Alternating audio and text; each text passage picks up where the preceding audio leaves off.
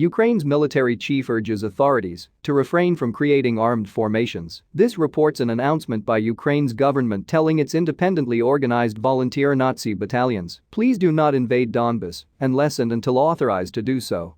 Those battalions had previously been given to understand that they would soon be authorized to invade.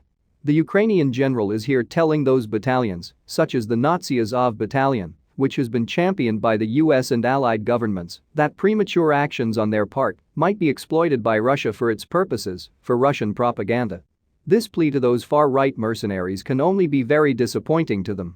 Both of Ukraine's two Nazi parties, Svoboda, originally the Social Nationalist Party of Ukraine, and Right Sector, meaning right-wing in the extreme senses, are on the front lines there and have publicly threatened to overthrow Ukraine's current president if he fails to invade Donbas soon.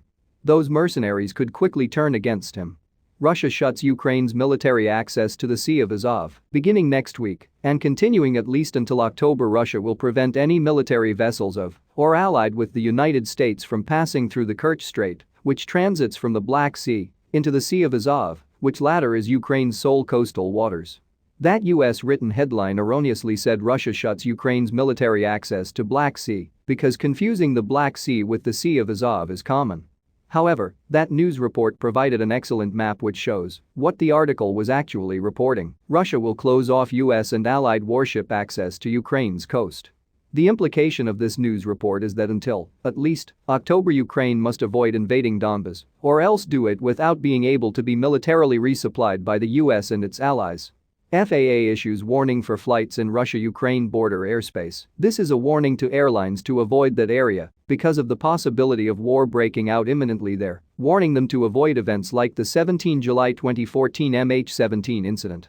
In other words, Putin is finally putting his foot down. He won't tolerate any more of what Obama and Trump were dishing out. On April 15, the headline was US drops plans to send destroyers into the Black Sea due to concerns over Russia.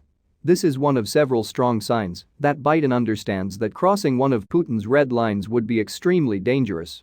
The stooge-President of Ukraine, Volodymyr Zelensky, appears to be trapped between what he has promised to do, which is for Ukraine to retake both Donbas and Crimea, the same thing that his predecessor Petro Poroshenko had promised, and what will be within his power to do. Even the US empire, which had placed him, and Poroshenko's predecessor Yatsenyuk, into nominal control over that country, won't actually risk WW3 in order to keep him in power there. At the present point in time, the best that Zelensky can reasonably hope for is to survive beyond his clearly doomed presidency.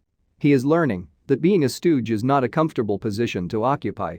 On April 20, the U.S. Democratic Party news summary site Political Wire headlined "Leaked Ukraine Memo Shows Scope of Russia Aggression" and reported that Russia has been holding last-minute military exercises near commercial shipping lanes in the Black Sea that threaten to strangle Ukraine's economy, according to an internal document from Ukraine's Ministry of Defense reviewed by Axios, another Democratic Party news site. In an America whose population is torn between the suckers of Democratic Party billionaires versus the suckers of Republican Party billionaires, each party's news sites reaches virtually only that party's voters. And, so, the most popular of the many reader comments there is blindly pro-Biden, like pro-Trumpers are about Trump, from S1AMER. The economic base of Russia is shaky at best, and nearly all Russians can't see that and personally feel it. So Putin no doubt thinks he can get restive Russians to rally around him if he invents a war, Ukraine invaded us, or just elevates the profile of a common enemy, US and NATO are picking on us, and, of course, all this mightily distracts the Russian populace from the imminent death of Putin's most effective opponent here, presumably Navalny. Disaster appears likely to be lurking around the corner. We should be very glad we have our current president on the job and that NATO and the USA and other decent countries just might do all, or at least most, of the right things going forward.